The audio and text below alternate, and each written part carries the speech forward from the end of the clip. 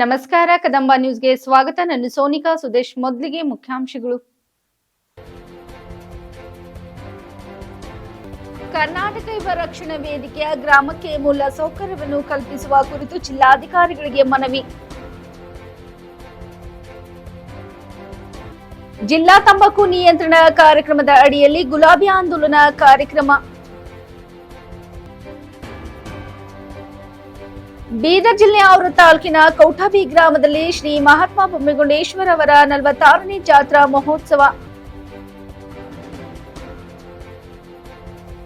ಬಸವ ಕಲ್ಯಾಣ ನೇತ್ರ ಜ್ಯೋತಿ ಶಿಬಿರ ಉಚಿತ ಕನ್ನಡಕ ವಿತರಣೆ.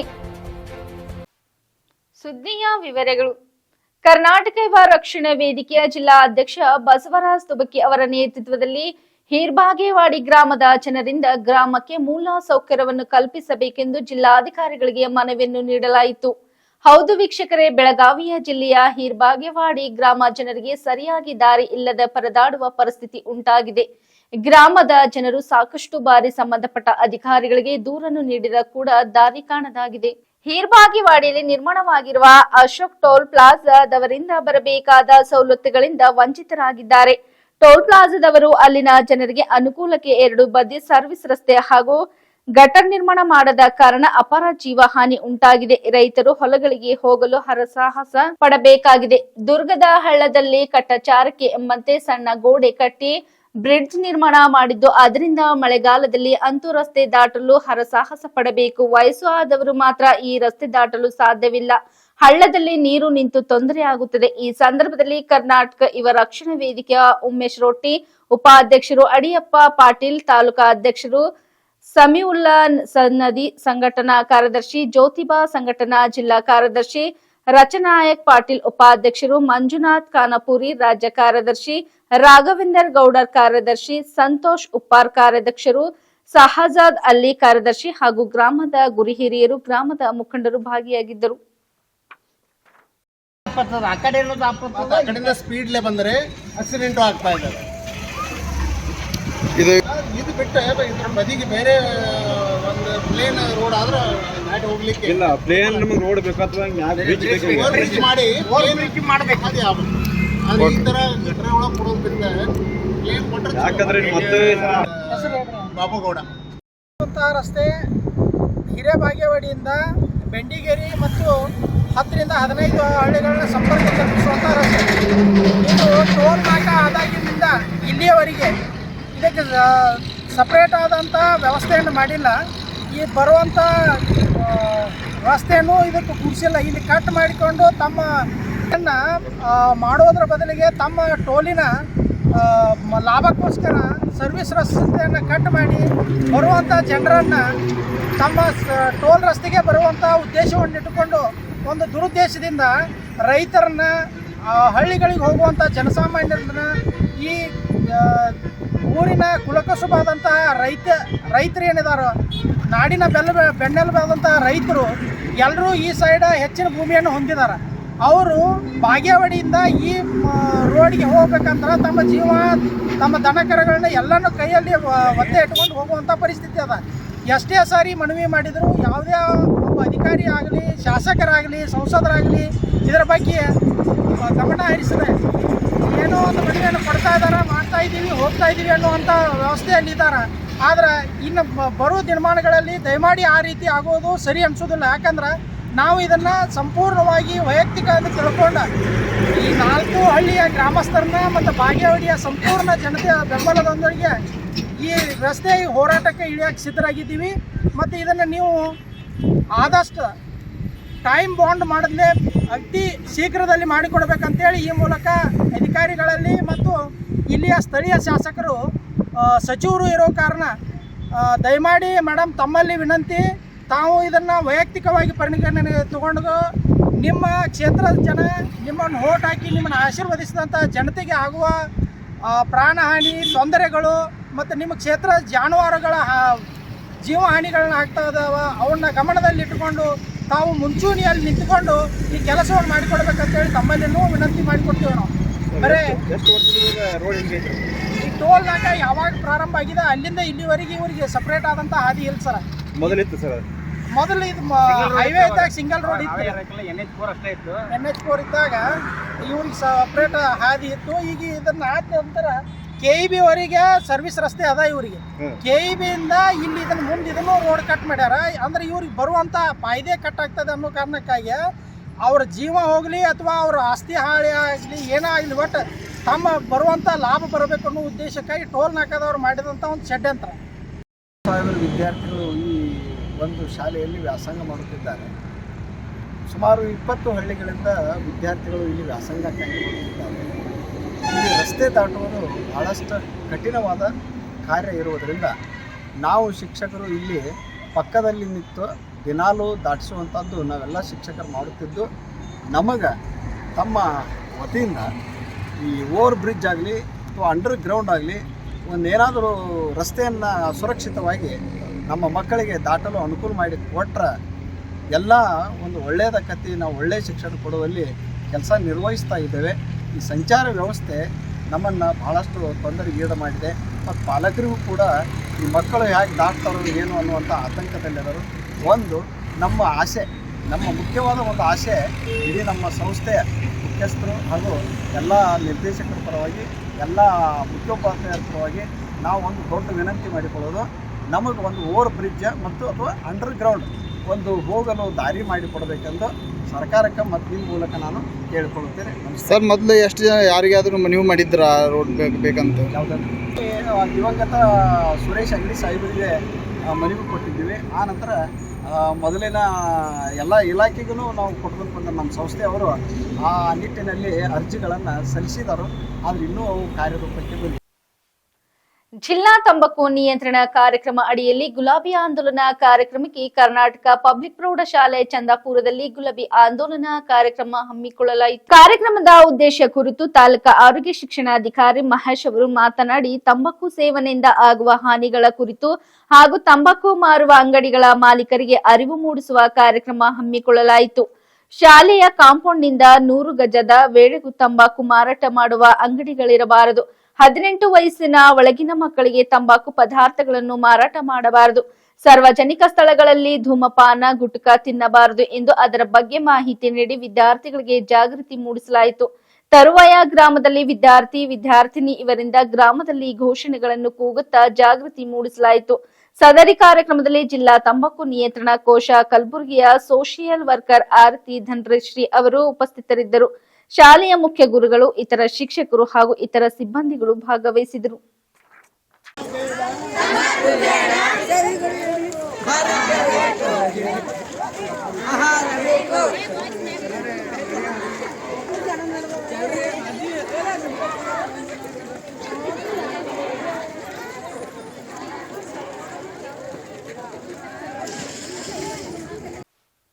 ಬೀದರ್ ಜಿಲ್ಲೆ ಔರಾದ್ ತಾಲೂಕಿನ ಸುಕ್ಷೇತ್ರ ಕೌಟಬಿ ಗ್ರಾಮದಲ್ಲಿ 18-12-2023 ರಿಂದ 19-12-2023 ಶ್ರೀ ಮಹಾತ್ಮ ಬೊಮ್ಮೆಗುಂಡೇಶ್ವರ ಅವರ 46ನೇ ಜಾತ್ರಾ ಮಹೋತ್ಸವ ಜರುಗಲಿದೆ. ಶ್ರೀ ಮಹಾತ್ಮ ಬೊಮ್ಮೆಗುಂಡೇಶ್ವರ ಅವರ 46ನೇ ಜಾತ್ರಾ ಮಹೋತ್ಸವವನ್ನು ದಿನಾಂಕ 17-12-2023 ರಂದು ರವಿವಾರ ಸಾಯಂಕಾಲ 5 ಗಂಟೆಗೆ ಪಾದ ಪೂಜೆ, ದಿನಾಂಕ 18-12-2023 ರಂದು ಸೋಮವಾರ ಮುಂಜಾನೆ 9 ಗಂಟೆಗೆ ಅಭಿಷೇಕ ಮತ್ತು ಸಾಯಂಕಾಲ 5 ಗಂಟೆಯಿಂದ ಮಹಾಪ್ರಸಾದ ಖಾಂಡ್ ಮತ್ತು 10 ಗಂಟೆಗೆ ಸಂಗೀತ ಕಾರ್ಯಕ್ರಮ ಭಜನೆ, ದಿನಾಂಕ 19-12-2023 ರಂದು ಮಂಗಳವಾರ ಮುಂಜಾನೆ 5 ರಿಂದ 10:30 ಗಂಟೆಯವರೆಗೆ ಪಲ್ಲಕ್ಕಿ ಮೆರವಣಿಗೆ ಹಾಗೂ 10:30 ಗಂಟೆಗೆ ಧೂಳಾಂಡಿ ಕಾರ್ಯಕ್ರಮ ಜರುಗಲಿದ್ದು, ಪ್ರತಿ ವರ್ಷದಂತೆ ಈ ವರ್ಷವೂ ಕೂಡ ಈ ಜಾತ್ರಾ ಮಹೋತ್ಸವದಲ್ಲಿ ಹೆಚ್ಚಿನ ಜನಸಂಖ್ಯೆಯಲ್ಲಿ ಭಕ್ತರು ಬಂದು ಶ್ರೀ ಮಹಾತ್ಮ ಬೊಮ್ಮೆಗುಂಡೇಶ್ವರರವರ ದರ್ಶನ ಪಡೆದು ಪುನೀತರಾಗಬೇಕೆಂದು ಕೌಟ ಗ್ರಾಮಸ್ಥರು ಪ್ರಕಟಣೆಯಲ್ಲಿ ತಿಳಿಸಿದ್ದಾರೆ. ಸೃಷ್ಟಿಕರ್ತ ಭಗವಂತ ನೀಡಿದ ಪಂಚಾಂದ್ರಿಯಗಳಲ್ಲಿ ನೇತ್ರ ಕೂಡ ಶ್ರೇಷ್ಠ ಅಂಗ. ನೇತ್ರ ರಕ್ಷಣೆ ಮಾಡುವುದು ಪ್ರತಿಯೊಬ್ಬರ ಆದ್ಯ ಕರ್ತವ್ಯ ಎಂದು ಮೆಹಕರ್ ತೊಡಳ ಡೋಣ್ಗಾಪುರ್ ಹಿರೇಮಠ ಪೀಠಾಧ್ಯಕ್ಷರು ಪೂಜ್ಯ ಶ್ರೀ ರಾಜೇಶ್ವರ ಶಿವಾಚಾರ್ಯರು ಹೇಳಿದರು. ಬಸವ ಕಲ್ಯಾಣ ಪಟ್ಟದ ಶ್ರೀ ಶಿವಯೋಗಿ ಶಾಸ್ತ್ರಿ ಮೆಮೋರಿಯಲ್ ಹಿರಿಯ ಪ್ರಾಥಮಿಕ ಶಾಲೆ ಆವರಣದಲ್ಲಿ ಹಮ್ಮಿಕೊಂಡಿದ್ದ ನೇತ್ರ ಜ್ಯೋತಿ ಶಿಬಿರ ಕಾರ್ಯಕ್ರಮದಲ್ಲಿ ದಿವ್ಯ ಸಾನ್ನಿಧ್ಯ ವಹಿಸಿ ಅವರು ಮಾತನಾಡಿದರು. ಅಂಧತ್ವ ಮುಕ್ತ ಭಾರತದ ನಿರ್ಮಾಣ ಪ್ರಧಾನಿ ನರೇಂದ್ರ ಮೋದಿಯವರ ಕನಸಾಗಿದ್ದು, ಅದನ್ನು ನನಸಾಗಿಸುವ ನಿಟ್ಟಿನಲ್ಲಿ ಪ್ರತಿಯೊಬ್ಬರು ತಮ್ಮ ತಮ್ಮ ಗ್ರಾಮಗಳಲ್ಲಿ ನೇತ್ರದಾನದ ಮಹತ್ವ ಕುರಿತು ಸಾರ್ವಜನಿಕರಲ್ಲಿ ಜಾಗೃತಿ ಮೂಡಿಸುವ ಪವಿತ್ರ ಕಾರ್ಯಕ್ಕೆ ಎಲ್ಲರೂ ಮುಂದಾಗಬೇಕು. ಮೊದಲು ಗ್ರಾಮ ಅಂಧತ್ವ ಮುಕ್ತ ಮಾಡಿ ನಂತರ ಭಾರತ ಅಂಧತ್ವ ದಾರಿ ಸುಲಭವಾಗುತ್ತದೆ ಎಂದು ಹೇಳಿದರು. ದೇಹದ ಸುಂದರತೆಗೆ ಆರೋಗ್ಯ ಮುಖ್ಯವಾಗಿದೆ. ಭಗವಂತನು ನೀಡಿದ ಬದುಕು ಒಳ್ಳೆ ವಿಚಾರ ಮತ್ತು ಆಚಾರಗಳಿಂದ ಕೂಡಿದಲ್ಲಿ ಕುಟುಂಬ ಮತ್ತು ಸಮಾಜ ಸುಂದರವಾಗಿ ನಿರ್ಮಾಣವಾಗುತ್ತದೆ. ಅಂದರೆ ಬಾಳಿಗೆ ಬೆಳಕು ನೀಡುವ ಮೂಲಕ ಸಮಾಜಮುಖಿ ಕಾರ್ಯಗಳಲ್ಲಿ ಮಾತ್ರ ಹೃದಯ ಡಾಕ್ಟರ್ ಅಜಿತ್ ಶಾಸ್ತ್ರಿ ಅವರಂತೆ ಸಾಮಾಜಿಕ ಕಾರ್ಯದಲ್ಲಿ ತಮ್ಮನ್ನು ತಾವು ತೊಡಗಿಸಿಕೊಂಡು ಇತರಿಗೆ ಮಾದರಿಯಾಗಬೇಕು ಎಂದು ಕರೆ ನೀಡಿದರು. ಪ್ರಸ್ತುತ ದಿನಗಳಲ್ಲಿ ಬದಲಾದ ಜೀವನ ಶೈಲಿ ಮತ್ತು ಆಹಾರ ಪದ್ಧತಿಯಿಂದ ಪ್ರತಿಶತ 100ರಲ್ಲಿ 15-20 ಜನರು ವಿವಿಧ ಕಾಯಿಲೆಗಳಿಂದ ಬಳಲುತ್ತಿದ್ದಾರೆ. 40 ತೆರನಾದ ಕ್ಯಾನ್ಸರ್ ರೋಗಗಳು ಬರುತ್ತಿವೆ. ಸಿಗರೆಟ್ ಮತ್ತು ಮದ್ಯ ಸೇವನೆ ಅಲ್ಲದೆ ಮತ್ತಿತರ ದುಶ್ಚಟಗಳಿಗೆ ಬಲಿಯಾಗುತ್ತಿದ್ದಾರೆ ಎಂದು ಕಳವಳ ವ್ಯಕ್ತಪಡಿಸಿದರು. ವಿಕಾಸ್ ಕಾಲೇಜಿನ ಉಪನ್ಯಾಸಕ ನರಸಿಂಗರಾವ್, ವಿಶ್ವ ಹಿಂದೂ ಪರಿಷತ್ತು ಪ್ರಖಂಡ ಅಧ್ಯಕ್ಷ ಶ್ರೀ ಶೈಲೆ ಎಂ ವಾತಾಡೆ, ಮಹೇಶ್ ಶಾಸ್ತ್ರಿ, ಮಹಾದೇವ್ ಸ್ವಾಮಿ, ವಿಜಯಕುಮಾರ್ ಸ್ವಾಮಿ, ಶರಿಕಾರ್, ಸಂತೋಷ್ ಕುಮಾರ್ ಇದ್ದರು. ಮೇನುಕಾ ಮಾಶೆಟ್ಟಿ ನಿರೂಪಿಸಿದರು. ಮುಖ್ಯ ಗುರು ಮನೋಜ್ ಕುಮಾರ್ ಹಿರೇಮಠ ಸ್ವಾಗತಿಸಿದರು. ಜ್ಞಾನೇಶ್ವರಿ ಎಸ್ಬಿ ಮಠ ವಂದಿಸಿದರು. ನೇತ್ರ ಜ್ಯೋತಿ ಶಿಬಿರ ಮತ್ತು ಉಚಿತ ಕನ್ನಡಕ ವಿತರಣೆ ಕಾರ್ಯಕ್ರಮದಲ್ಲಿ 15,100ಕ್ಕೂ ಅಧಿಕ ಜನ ಸೇರಿದ್ದರು. 1000ಕ್ಕೂ ಅಧಿಕ ಜನ ಉಚಿತ ದೃಷ್ಟಿ ತಪಾಸಣೆ ನಡೆಯಿತು. 850ಕ್ಕೂ ಹೆಚ್ಚು ಜನರಿಗೆ ದೃಷ್ಟಿ ತಿದ್ದುಪಡಿಯ ಅಗತ್ಯವಿತ್ತು. ಆದ್ದರಿಂದ 850 ಜನರಿಗೆ ಉಚಿತ ಕನ್ನಡಕಗಳನ್ನು ಒದಗಿಸಲಾಯಿತು. ತಮ್ಮ ದೃಷ್ಟಿಯಲ್ಲಿನ ಸುಧಾರಣೆಗಳನ್ನು ಕಂಡು ಬಸವಕರಣ ಸುತ್ತಮುತ್ತಲಿನ ಗ್ರಾಮದ ಜನರು ಹರ್ಷಗೊಂಡರು.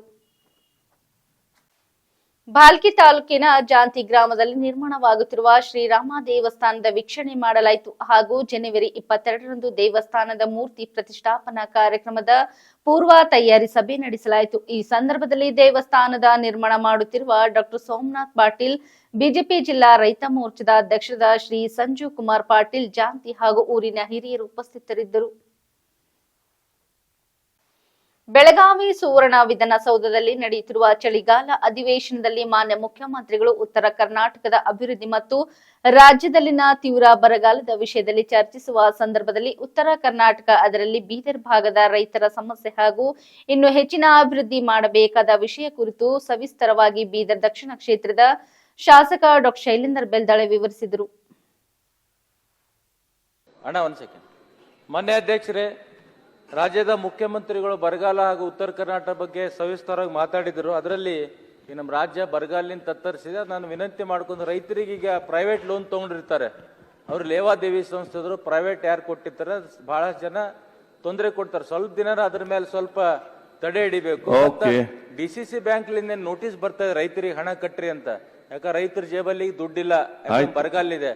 ಅದು DCC ಬ್ಯಾಂಕ್ ನೋಟಿಸ್ ಎಲ್ಲೆಲ್ಲಿ ರೈತರಿಗೆ ಕೊಡ್ತಾರೆ, ಸ್ವಲ್ಪ ಎಕ್ಸ್ಟೆನ್ಷನ್ ಮಾಡಬೇಕು. ಅದೇ ತರ ಸರ್ ಸುನಿಲ್ ಆಯ್ತು, ಒಂದ್ ಈಗೇನು ಇಂಡಸ್ಟ್ರಿ ಪಾಲಿಸಿ ಬಗ್ಗೆ ಮಾತಾಡಿದ್ರು MB ಪಾಟೀಲ್ ಅವರು.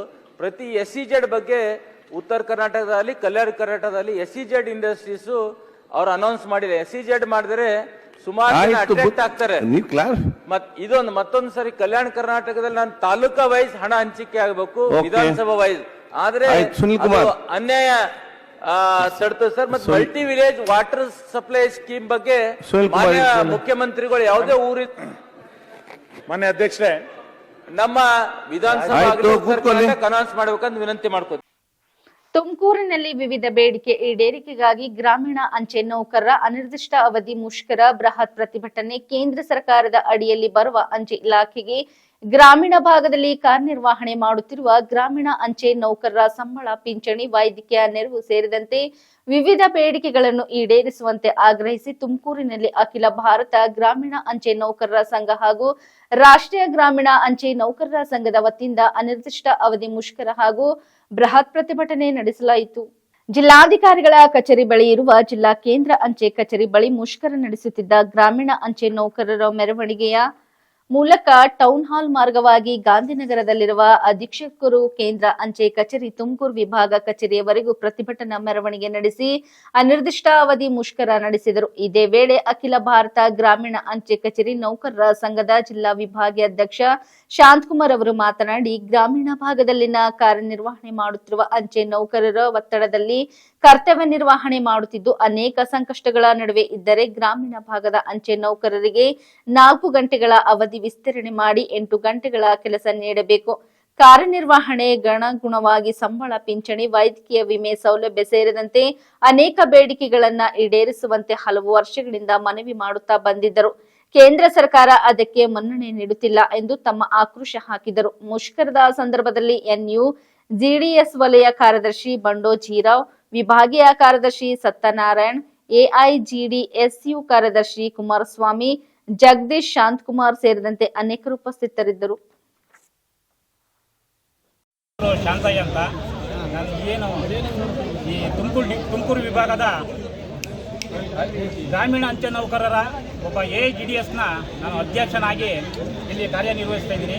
ನಾವೇನು ಸತತ 12/12/24ರಿಂದ ನಾವು ಈ ತುಮಕೂರು ವಿಭಾಗದಲ್ಲಿ ಎಲ್ಲ ತಾಲೂಕು ಎಸ್ಒಗಳಿಗೆ ಭೇಟಿ ನೀಡಿ ಎಲ್ಲರೂ ನಮ್ಮ ಹೋರಾಟ ನಾವು ಪಡ್ಕೋಬೇಕು. ನಮಗೇನು ಹಕ್ಕಿದೆ, ಈ ಕಮಲೇಶ್ ಚಂದ್ರ ವರದಿ ಏನಿದೆ ಆ ವರದಿ ಪ್ರಕಾರ ನಮಗೆ ಕೆಲವು ಬೇಡಿಕೆ ಅವರು ವರದಿ ಮಾಡಿ ಕೊಟ್ಟಿದ್ದಾರೆ. ಅದರಿಂದ ನಮ್ಗೆ ಯಾವ ಬೇಡಿಕೆಗಳು ನಮ್ಗೆ ಈಡೇರಿಲ್ಲ. ನಾವು ಪ್ರತಿನಿತ್ಯ ಗ್ರಾಮೀಣ ಪ್ರದೇಶದಲ್ಲಿ 4 ಅವರ್ 5 ಅವರ್ ಅಂತ ನಮ್ಗೆ ಡ್ಯೂಟಿ ಕೊಟ್ಟಿದ್ದಾರೆ. ಆ 4 ಅವರ್ 5 ಅವರಲ್ಲಿ ಡ್ಯೂಟಿಯಲ್ಲಿ ನಾವು ಏನು ಕೆಲಸ ಮಾಡೋಕ್ಕೆ ಆಗ್ತಾ ಇಲ್ಲ. ಯಾಕಂದರೆ ಹೆಚ್ಚಿನ ಸರ್ಕಾರ ಸೌಲಭ್ಯಗಳು ಈಗ ನಮ್ಮ ಅಂಚೆ ಕಚೇರಿಗೆ ಬಂದು ಬೀಳ್ತಾ ಇದೆ.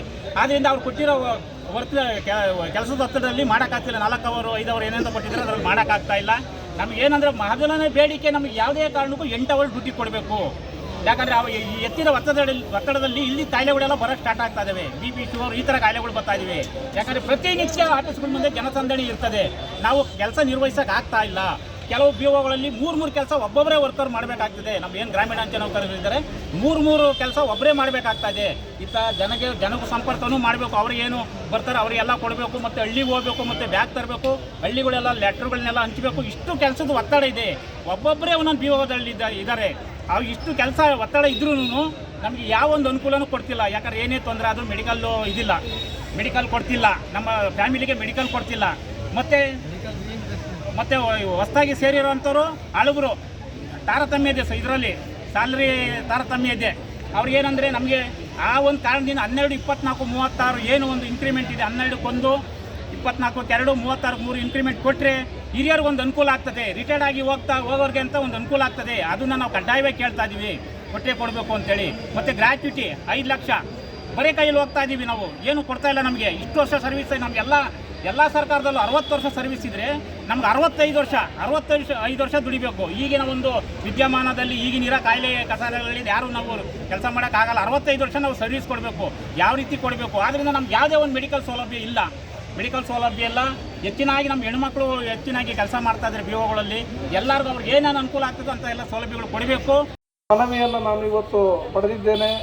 ಇದನ್ನು ನಾನು ನಮ್ಮ ಹೈಯರ್ ಅಥಾರಿಟೀಸಿಗೆ ಕಳಿಸ್ಕೊಡ್ತಾ ಇದ್ದೀನಿ. ನೀವೆಲ್ಲರೂ ಶಾಂತರಾಗಿ ಇಷ್ಟು ಚೆನ್ನಾಗಿ ಶಾಂತ ಚಿತ್ತದಿಂದ ಇಲ್ಲಿ ನೀವು ಮುಷ್ಕರವನ್ನು ನಡೆಸಿದ್ದೀರಾ. ನಿಮ್ಮೆಲ್ಲರಿಗೂ ಧನ್ಯವಾದಗಳನ್ನು ಹೇಳ್ತಾ, ನಿಮ್ಮ ನೋವಿಗೆ ನನ್ನ ಸ್ಪಂದನೆ ಇದೆ. ಖಂಡಿತ ನಾನು ನಿಮ್ಮ ಮುಂದಿನ ಬೇಡಿಕೆಗಳು ಏನಾದರೂ ಇದ್ದರೆ ನನ್ನ ಲೆವೆಲಲ್ಲಿ ಆಗ್ತಕ್ಕಂಥದ್ದನ್ನು ನಾನು ಇಲ್ಲಿ ಬಗೆಹರಿಸಿಕೊಡ್ತೀನಿ. ಇಲ್ಲಿವರೆಗೆ ಸುದ್ದಿ ಕೊಟ್ಟಿದ್ದು ನಾನು ಸೋನಿಕಾ ಸುದೇಶ್. ಮುಂದಿನ ಸುದ್ದಿಯೊಂದಿಗೆ ಮತ್ತೆ ಭೇಟಿಯಾಗೋಣ. ವಂದನೆಗಳು.